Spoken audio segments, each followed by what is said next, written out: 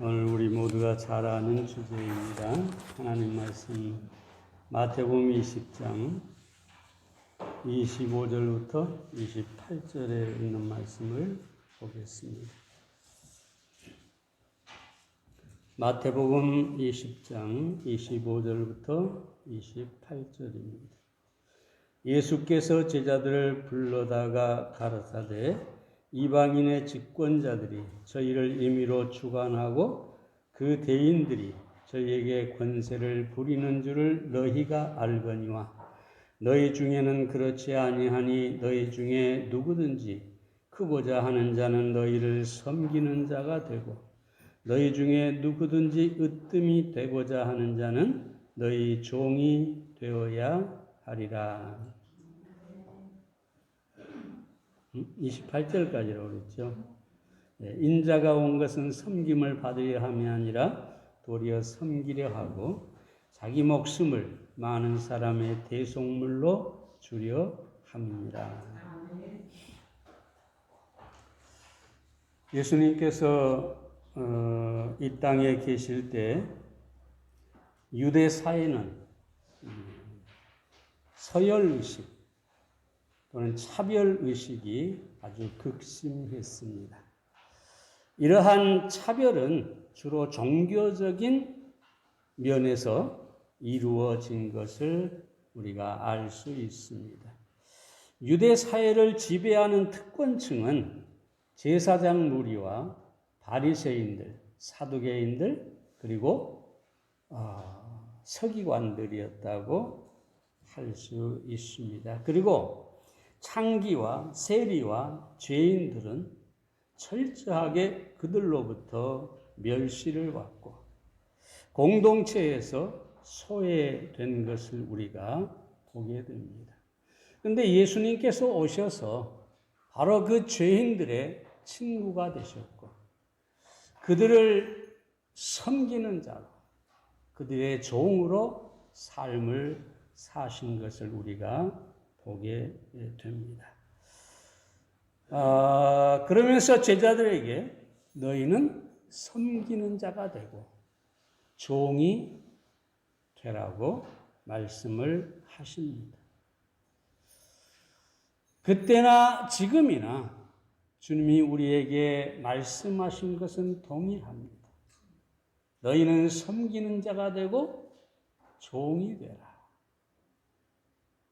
하나님을 섬기고 하나님의 종이 되라는 말이 아니라 사람들을 섬기고 사람의 종이 되라. 참 어려운 말씀입니다만 오늘 우리가 왜 섬겨야 되고 섬기는 자가 되려면 어떠해야 할지 몇 가지 생각해 보겠습니다. 첫째로 섬김이란 종이 되는 것입니다. 26절을 보겠습니다. 너희 중에 그렇지 아니하니 너희 중에 누구든지 크고자 하는 자는 너희를 섬기는 자가 되고 너희 중에 으뜸이 되고자 하는 자는 너희의 종이 되어야 하리라. 여기서 섬기는 자라는 말은 헬라어로 디아코노스라고 합니다. 그 의미가 무엇이냐 하면 서두른 나머지 먼지를 일으키는 사람. 이게 디아코노스, 섬기는 자라는 뜻입니다. 이게 무슨 말입니까? 먼지를 일으키는 사람이 누굽니까? 집안에서 부지런히 뛰어다니는 사람. 다시 말해서 노예, 종을 말하는 것입니다. 먼지를 일으키는 사람. 아주 바쁘게 일하는 사람. 바로 그게 섬기는 사람입니다. 우리는 부지런히 먼지를 일으키며 섬기는 사람이 되어야 합니다. 그러면 이 섬기는 자가 되려면 종이 되어야 한다는 것이죠.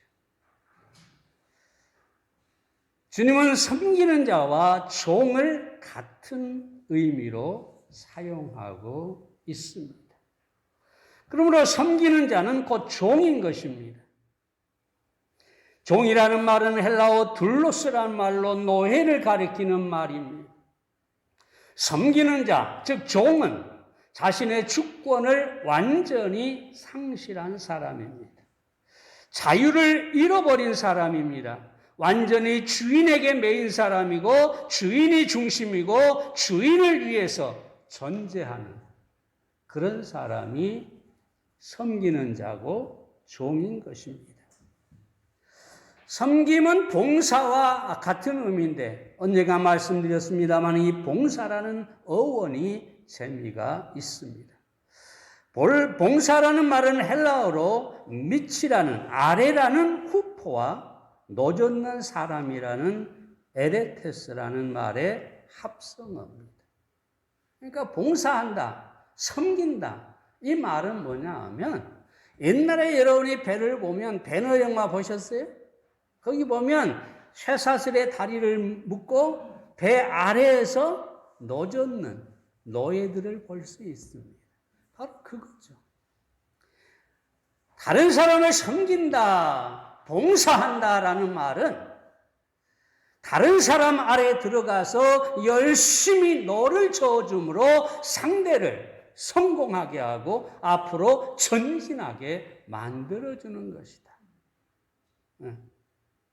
누가 그런 일을 할 수 있느냐? 바로 종이 된 사람, 섬기는 사람이 그런 사람이 될 수가 있다는 것입니다. 그럼 어떻게 우리가 섬기는 자, 종의 삶을 살 수가 있을까요? 먼저 자아를 십자가에 넘겨야 합니다. 인간의 본성은 섬김을 받으려는 데 있습니다. 창세기 3장에서 사단은 인간에게 내가 하나님같이 되리라 그렇게 유혹했습니다. 그리고 타락한 인간은 하나님이 되고자 하는 이 자기 신격화라는 속성이 자리 잡게 되었습니다. 우리는 이 사실을 예수님의 제자들 속에서도 볼 수가 있죠. 문둥이 시몬의 집에 갔을 때 제자들은 서로 누가 크냐? 네가 크냐? 내가 크냐? 내가 크다. 그렇게 서로 다투었습니다. 우리는 예수님의 제자들이 얼마나 서로 겸손히 잘 섬기고 사랑했을까 생각하지만 그 제자들조차 누가 크냐? 내가 크다.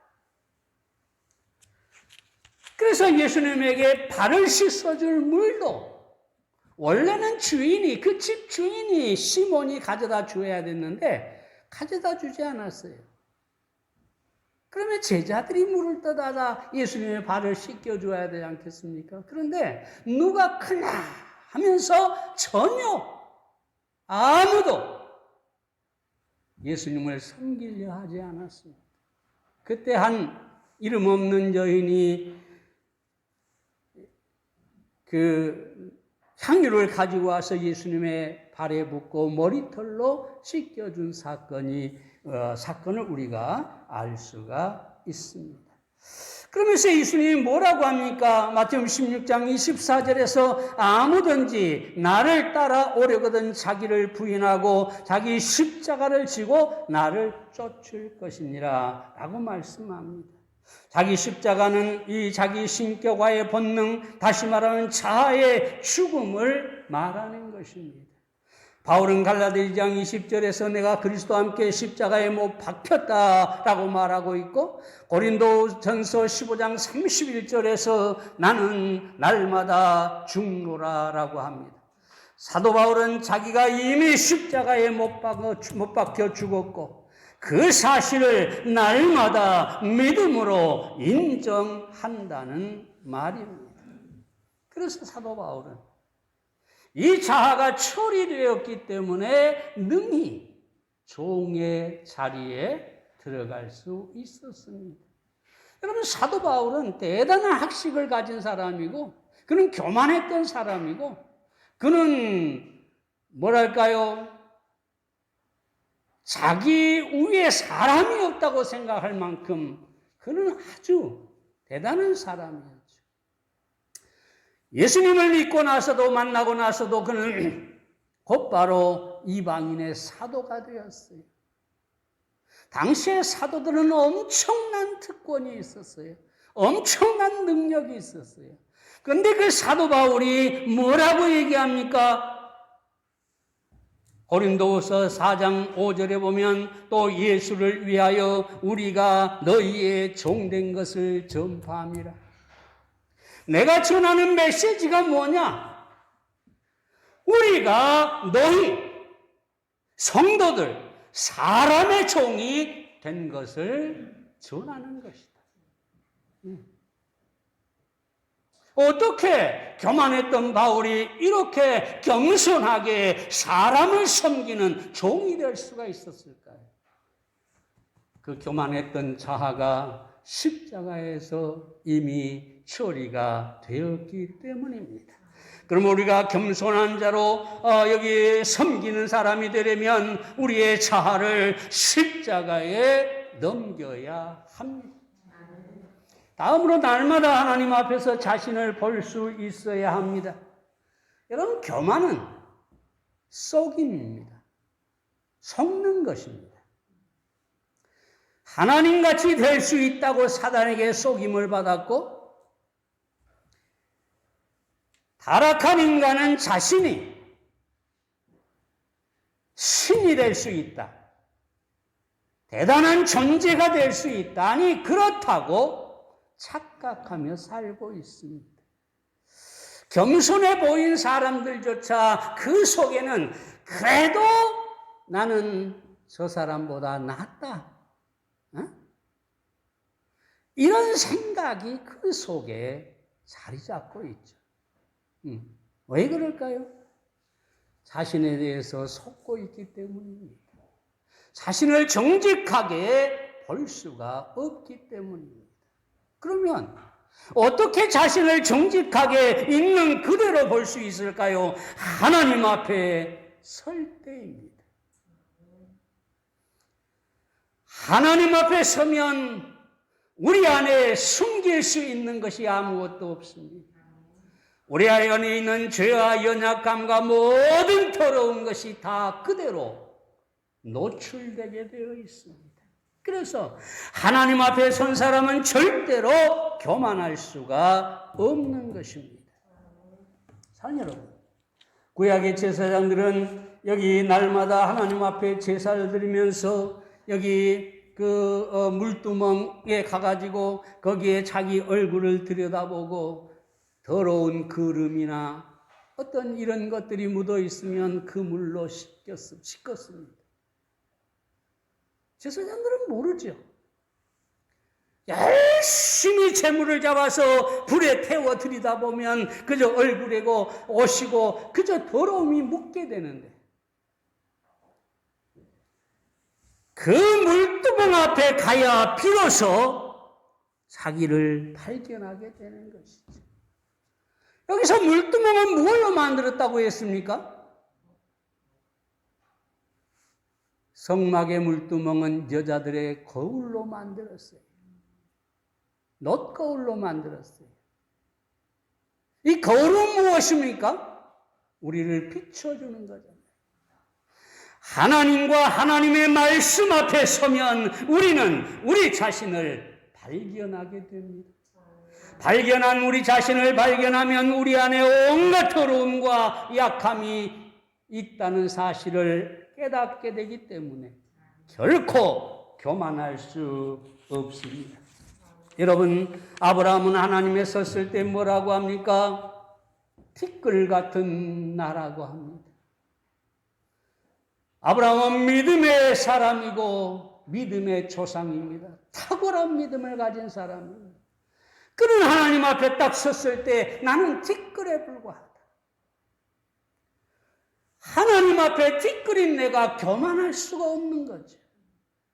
여러분, 이사야는 여기 하나님을 만나기 전에 여기 이스라엘 백성들을 바라보면서 정죄하고 율법을 적용시키고 그렇게 아주 교만한 메시지를 전하고 있습니다. 근데 6장에서 하나님을 만납니다. 그러고 뭐라고 합니까? 그 거룩하신 하나님을 만나고 나서 이사야가 하는 말은 내가 부정하다. 내 입술이 부정하다. 나여 망하게 되었도다. 하나님 앞에 서보니까 그 교만이 깨어져서 사람들을 정죄했던 이사야가 나는 부정한 입술을 가진 사람이다. 나는 망하게 되었도다라고 고백할 수밖에 없었던 것입니다. 그러므로 사랑하는 여러분, 우리가 어떻게 섬기는 자가 되고 종이 될 수 있습니까? 어떻게 교만을 내려놓고 다른 사람 아래 들어가서 기꺼이 섬길 수가 있습니까? 하나님 앞에서 자신을 보아야 합니다. 왜냐하면 교만한 사람은 절대로 종이 될 수가 없기 때문입니다. 무엇보다 우리는 우리 주님이 종이 되신 사실을 보아야 합니다. 저 하늘의 영광을 버리고 이 땅에 오셔서 기꺼이 다른 사람 앞에 무릎을 꿇고 그들의 발을 씻겨 주실 수 있었다면 우리가 어찌 주님을 따르는 제자들로서 교만하게 섬김을 받을 수가 있겠습니까? 만약에 우리가 날마다 주님이 종이 되시고 섬기는 자가 되시고 수건을 두르고 무릎을 꿇고 발을 씻기는 그 모습을 볼 수 있다면 우리는 절대로 교만할 수 없을 것이고 기꺼이 종이 될 수가 있을 것입니다. 그러므로 여러분 정말로 섬기는 자는 종이 되어야 한다는 사실을 아시고 기꺼이 종된 삶을 사시기를 바랍니다. 두 번째로 섬김이란 주는 것입니다. 28절 말씀을 보겠습니다. 인자가 온 것은 섬김을 받으려 함이 아니요 도리어 섬기려 하고 자기 목숨을 많은 사람의 대속물로 주려 함입니다. 예수님은 섬김이 무엇이냐? 확실하게 말씀하고 있습니다. 자기 목숨을 많은 사람을 위해 대속물로 주겠다. 주님께서 우리의 대속물로 십자가에서 죽으시고 단번에 영원히 속죄를 이루셨습니다. 그러므로 우리는 예수님의 십자가에서 섬김이란 주는 것이다. 섬김이란 기꺼이 베푸는 것이다. 이 사실을 알 수가 있는 것입니다. 그럼 어떻게 우리가 주어야 할까요? 먼저 주는 것은 사랑으로 주어야 합니다. 준다는 것은 다양하죠. 나를 위해 줄 수도 있고 어떤 특별한 목적을 위해 줄 수도 있고 어쩔 수 없이 상황이 그러하니까 줄 수도 있고 어떤 사람은 TV에 나와서 얼굴 비추려고 구제헌금을 갖다 내는 사람도 있고 사람마다 다양하죠, 주는 게. 근데 여러분 오직 사랑 외에 어떤 주는 것도 헛것임을 알아야 합니다. 사람 앞에 인정받고 존경은 받을 수 있을지 모르지만 하나님 앞에서 절대로 인정받을 수 없다는 사실을 알아야 합니다. 사도 바울은 고린도서 13장 3절에서 우리가 잘 알지요. 내가 내게 있는 모든 것을로 구제하고 또 내 몸을 불사르게 내어줄지라도 사랑이 없으면 내게 아무 유익이 없느니라. 사랑이 동기가 되지 않으면 아무리 많은 것을 준다 해도 유익이 없고 아무 가치가 없다는 것입니다.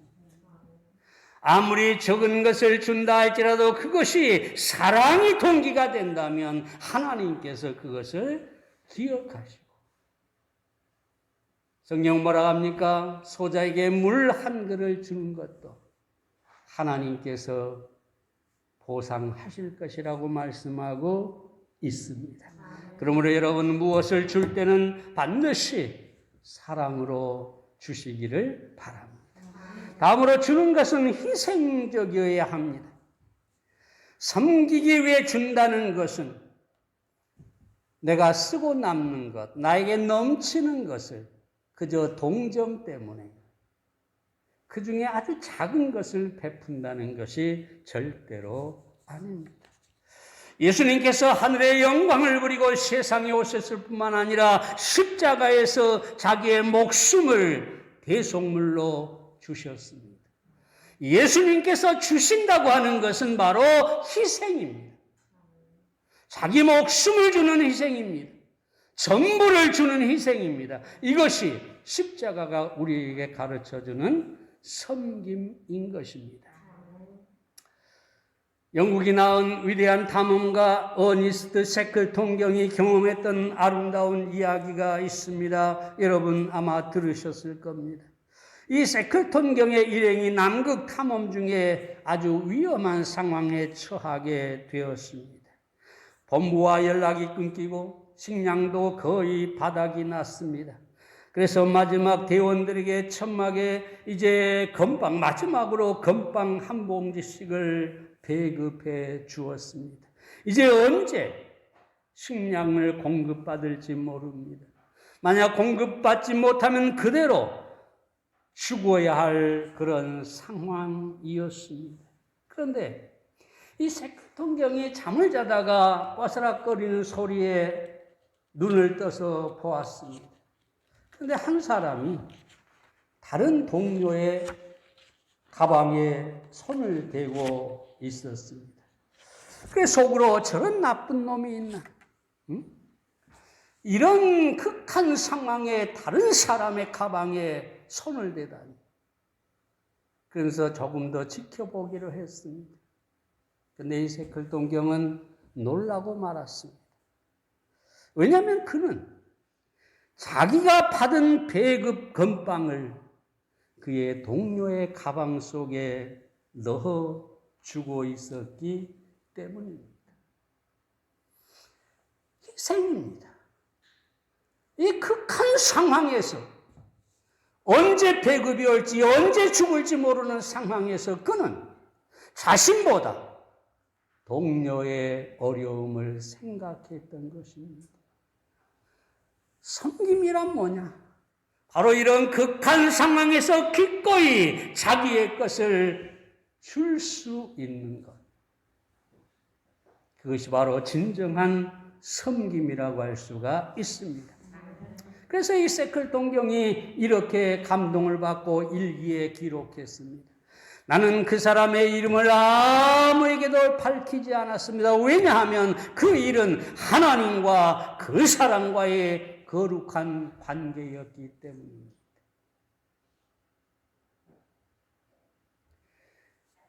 하나님과 관계에 하나님을 아는 사람이었기 때문에 기꺼이 자기를 희생할 수 있는 사람이었던 것입니다.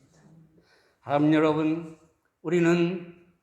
우리가 얼마나 많이 소유했느냐, 세상에서 얼마나 성공했느냐, 이런 것들 하나님께서 결코 기억하지 않는다는 사실을 아시기 바랍니다.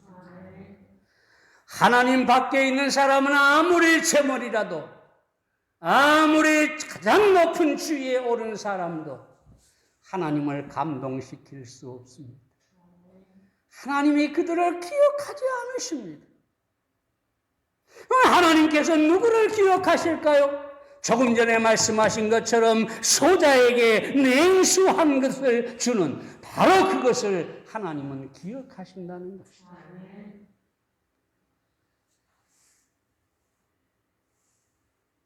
예수님은 많은 헌금을 드린 부자들을 기억하지 않습니다. 동전 2입을 드린 과부를 기억하고 그의 손길을 아름답게 보았습니다. 그러므로 하나님께서 기억하는 것은 우리가 세상에서 어떤 사람이냐가 아니라 하나님 안에서 얼마나 섬겼느냐를 기억하신다는 사실을 아시기를 바랍니다. 뿐만 아니라 주는 것은 청지기 의식을 가져야 가능한 것입니다. 우리가 섬김으로 준다는 것은 내 것을 주는 것이 아닙니다. 하나님이 내게 맡기신 하나님의 것을 주는 것입니다. 베드로전서 4장 10절에 보면 하나님의 각양 은혜를 맡은 선한 청지기 같이 서로 봉사하라라고 합니다. 청지기는 주인이 아닙니다. 종을 말합니다. 어떤 종이냐? 주인의 것을 관리해서 그것을 식구들에게 나눠주는 사람을 청지기라고 하는 것입니다. 여러분, 이 청지기는 소유권이 없어요. 네? 오직 주인의 것을 관리하는 사람일 뿐이고 주인의 것을 주는 것일 뿐입니다. 우리는 하나님의 청지기입니다. 많은 사람들이 자기가 가지고 있는 것을 그저 자기 것이라고 생각하고 착각하는 사람들이 많습니다. 왜 섬기고 왜 희생하지 못하고 왜 주지 못합니까? 내 것이니까요. 네, 여러분 착각하지 마십시오. 하나님의 것입니다. 하나님으로부터 오지 않는 것이 무엇이겠어요? 아무것도 없습니다. 내 몸도 내 모든 삶에 소유하고 있는 것들이 다 하나님께로부터 온 것입니다. 하나님께서 그러한 것을 맡겨주신 것은 그것을 잘 관리해서 하나님의 뜻대로 사용하라고 허락하신 것입니다. 그러므로 우리는 청지기 의식을 가질 때 자유롭게 줄 수 있습니다. 청지기 의식을 가질 때 주고 나서도 결코 그것을 기억할 필요가 없습니다. 상대로부터 감사도 기대하지 않게 됩니다. 내가 내 것을 주었는데 네가 그럴 수 있느냐가 아닙니다. 원망하지 않습니다. 왜?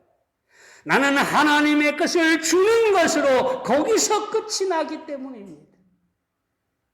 그 다음에 문제는 하나님께서 말씀하시고 하나님께서 책임지실 것입니다. 그러므로 나는 오로지 청지기로서 자유롭게 하나님의 뜻에 맞게 베풀 수 있어야 하는 것입니다. 다만 우리는 정말로 나를 하나님께서 관리자로 여기시고 내게 많은 것을 맡기셔서 그것을 나눌 수 있게 하는 그 도구가 된 것을 감사하며 살아야 할 것입니다. 다시 정리해 말씀드립니다. 섬김은 주는 것입니다. 사랑으로 주어야 하고 희생적으로 주어야 하고 하나님의 청지기로서 주어야 합니다. 세 번째로 섬김이 가치 있는 삶입니다. 26절 말씀 봅니다. 너희 중에 그렇지 아니하니 너희 중에 누구든지 크고자 하는 자는 너희를 섬기는 자가 되고. 주님은 섬기는 자가 되라고 합니다. 세상의 집권자가 되라고 하지 않습니다. 세상에서 부를 소유하라고 말하지도 않습니다. 왜냐하면 주님은 그런 것에 가치를 부여하지 않기 때문입니다. 우리가 섬기는 자가 되라고 합니다. 요한복음 13장 15절에서도 제자들의 발을 씻기고 나서 내가 너에게 행한 같이 너희도 행하게 하려 하여 본을 보였노라. 본을 보였다는 말씀은 우리가 다른 사람의 발을 주님처럼 씻기는 섬기는 자가 되라는 것이죠. 왜냐하면 섬김의 가치가 있기 때문입니다. 섬기는 것이 중요하기 때문입니다. 스코틀랜드의 그 표 가운데 이런 말이 있다고 합니다. 봉사하기 위하여 구원받았다. 참 의미가 있는 말이죠. 우리가 왜 구원받았느냐? 봉사하기 위해, 섬기기 위해 구원받았다. 이걸 뒤집어 말하면 봉사할 줄 모르는 사람, 섬기는 것을 모르는 사람은 구원받지 못했다. 이렇게 표현할 수도 있습니다. 그렇죠? 주님이 십자가에서 나를 위해 기꺼이 죽으시고 나를 섬겨주셨는데 그런 구원을 받은 사람이라면 마땅히 다른 사람을 섬겨야 하는 것입니다. 그럼 왜 주님께서 우리에게 섬기는 삶을 살라고 하실까요? 먼저 섬김의 진정한 만족과 기쁨이 있기 때문입니다. 사람들은 만족이 소유에 있다고 생각하지만 세상에 무엇을 소유하든지 진정한 만족은 그 소유에 없습니다. 오직 섬김에서 진정한 만족이 옵니다. 세상의 소유는 일시적인 만족은 주겠지요. 어리석은 부자가 뭐라고 합니까? 창고를 여러 개 지어놓고 거기에 가득 쌓아놓고 먹고 마시고 즐기자 하는데 순간입니다. 잠깐입니다. 오늘 밤에 내 영혼을 도로 찾으리니 주님이 말씀하신 그 순간에 그 모든 소유는 아무런 가치가 없게 된 것이죠. 주는 것만, 섬기는 것만이 그래서 진정한 기쁨, 만족을 주는 것입니다. 에릭 프롬의 얘기를 했습니다마는 이렇게 표현합니다. 주는 것은 잠재력의 최고의 표현이다. 준다는 행위에 있어서야말로 나라는 것은 나의 강한 나의 힘을 경험한다. 이 고양된 생명력과 잠재력의 경험은 나를 기쁨으로 채운다. 나는 자기 자신이 충만되어 있으며 소비하고 있으며 살아있으며 따라서 즐겁다는 것을 경험한다. 주는 행위 속에서 나의 생이 표현되기 때문에 받기보다는 한층 기쁘다 하고 했습니다. 진정으로 내가 살아있다. 이걸 어디서 느끼느냐? 받는 것이 아니라 주는 것에서 느낀다는 것이다. 섬김을 받는 것이 아니라 섬기는 데서 진정한 기쁨을 얻게 된다는 것입니다. 그러므로 섬김의 가치는 곧 기쁨입니다. 이 기쁨이 섬김과 비례하는 것이죠. 솔로몬이 뭐라고 합니까? 천년의 갑절을 산다 해도 다시 말하면 기쁨을 누리지 못하며 아무것도 아니라고 합니다. 물론 솔로몬이 말하는 의미의 낙은 다를 수 있습니다만 중요한 것은 2000년을 산다 해도 기쁨이 없다면 그것은 헛된 인생이라는 거죠. 그 진정한 기쁨이 어디서 오느냐? 섬김에서 온다는 사실을 기억하시기를 바랍니다. 다음으로 건강한 삶을 살게 하기 때문에 가치가 있는 것입니다. 미국 미시간 대학 사회연구소의 스테파니 브라운 박사는 다른 사람을 돕지 않는 노인이 다른 사람을 돕는 노인보다 일찍 숨질 가능성이 2배나 높다는 사실을 연구해서 발표했습니다. 사랑하는 여러분, 이 브라운 박사가 그래서 결론을 이렇게 얘기합니다. 남에게 도움을 주는 일이 장수의 비결이다. 오늘날 대한민국은 오로지 건강과 장수에 관심이 있습니다.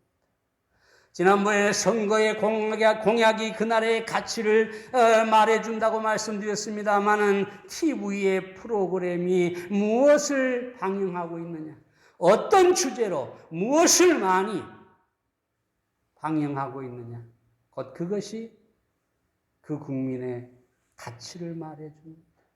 여러분 TV를 틀어보세요. 어찌 그렇게 건강에 관심이 많은지. 거기서 말하는 것을 보면 암이고 뭐고 다 그들이 말하는 어떤 것을 먹으면 나을 것처럼 얘기합니다. 그래서 어린아이부터 저 90세 노인까지 대한민국 모든 국민이 건강 박사가 되어 있습니다. 다 물어보세요. 무엇이 몸에 좋다, 무엇이 어떻게 된다, 건강 박사가 되어 있어요. 근데 여러분 잘 들으십시오. 그 모든 것을 알지 못해도 여러분이 건강하고 장수할 수 있는 보약이 있는데 그게 뭐냐? 섬기는 것입니다. 다른 사람을 섬김으로 얻는 기쁨입니다. 이 기쁨은 만병통치약입니다. 건강하고 싶으세요? 섬기시기 바랍니다.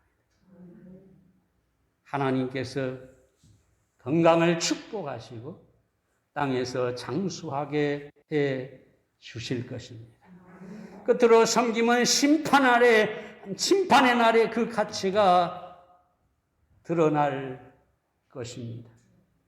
자, 여러분, 우리는 하나님의 심판이 있음을 분명히 믿고 있습니다. 그리고 그 심판의 날에 모든 것이 드러날 것을 알고 있습니다. 그때 무엇이 빛날 것인가? 어떤 사람이 빛을 발할 것인가?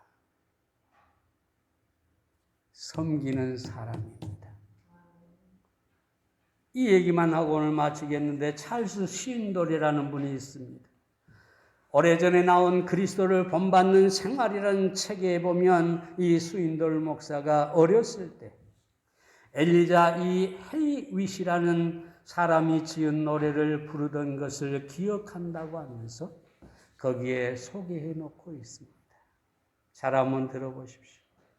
오늘 나는 해가 지고 난 다음 내가 가게 될 아름다운 나라를 생각한다. 내 옆을 지키시는 그분의 크신 은총을 받을 때 내 관에는 별이 하나라도 있을 것인가? 저녁에 해가 지고 났을 때 내 관에는 별이 하나라도 있을 것인가? 평온의 큰 저택에서 축복받고 잠 깨었을 때 내 관에는 별이 하나라도 있을 것인가? 아멘. 여기서 관은 죽음을 말하고 대저택은 천국을 말합니다. 과연 내가 죽어 관에 들어갔을 때 별이 있을까? 다시 말하면 하나님께서 내게 주실 면류관이 있을까? 하나님께서 나를 빛나게 하는 보상이 있을까? 죽음은 우리의 생각보다 빨리 우리에게 다가올 것입니다. 여러분 모두의 관에 별이 빛나기를 바랍니다. 그러면 섬기는 삶을 살아야 될 것입니다. 기도하겠습니다. 살아계신 아버지 하나님, 오늘 이 아침에 너희는 섬기는 자가 되라 하신 주님의 말씀을 되새겨 보았습니다. 섬기기 위해서 우리는 기꺼이 종이 되어야 하고 사랑으로 희생으로 주님처럼 베풀어야 하고 그리고 그렇게 우리가 섬기는 삶을 살았을 때에 하나님께서 기억하시고 보상하시고 저 하늘에 빛나는 멸관까지 예비하신다는 사실을 다시 생각해 보았습니다. 하나님 아버지, 헤이윗이 말한 것처럼 과연 내 관에 빛나는 별이 있을 것인가? 아직까지 그런 확신이 없다면 지금부터라도 아주 작은 것에서부터 다른 사람을 섬기고 거기에서 기쁨을 누리고 하나님의 축복을 우리가 바라고 소망할 수 있도록 도와주시옵소서. 주님께 맡겨드리고 예수님의 이름으로 기도해 싸움나이다. 아멘.